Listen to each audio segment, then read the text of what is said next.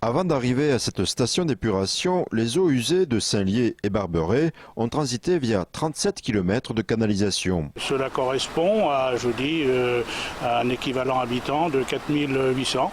L'objectif de la station d'épuration consiste à filtrer les eaux usées pour les rendre impropres à la consommation mais rejetables dans le milieu naturel. Au sein du Conseil général, Gaëlle Fernandez travaille en tant que conseillère technique du CETES. Elle résume le fonctionnement en 3 étapes: filtrage, traitement, stockage, qui fonctionne 24 heures sur 24. Un habitant consomme à peu près 150 litres d'eau par jour et rejette 150 litres d'eau par jour. Donc vous avez largement la possibilité de prendre votre bain tous les soirs. La première étape consiste à filtrer les résidus solides à travers des grilles.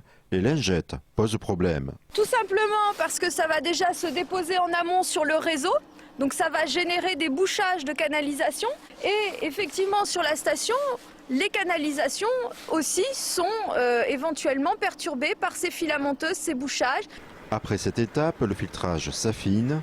Alors juste après le dégrillage, vous avez ici un dessablage qui permet une première décantation, donc une décantation des sables et graviers qui pourraient arriver sur la station. Ensuite ici vous avez un dégraissage, donc c'est un dégraisseur, on envoie des fines bulles dans le fond de l'ouvrage, les graisses remontent à la surface où elles sont raclées. Ici, le processus de traitement dure 24 heures. Pour traiter les graisses par voie biologique avec des bactéries, il faut plus de temps. On n'a pas le temps en 24 heures de les traiter sur les ouvrages. C'est pourquoi elles sont récupérées en amont. Et sur les très grosses stations, vous avez un traitement des graisses qui peut être mis en place. La deuxième étape, le traitement, se déroule dans ce bassin grâce à des bactéries. Bon, le bassin d'aération, donc c'est là que nous allons faire travailler nos bactéries qui vont traiter la pollution. Donc nous aérons le bassin d'aération puisque ce sont des bactéries qui respirent pour traiter la pollution et on les laisse dans cet ouvrage se restaurer de nos déchets. Nos eaux usées vont être mélangées à des bactéries, donc ce qu'on appelle des boues, dans ce bassin où elles sont concentrées ces boues. C'est pourquoi la couleur de nos eaux usées va devenir marron puisqu'elles sont mélangées donc à nos boues de couleur assez foncée. Dans le fond du clarificateur, ces boues décantées vont être récupérées et renvoyées vers ce bassin pour traiter à nouveau la pollution.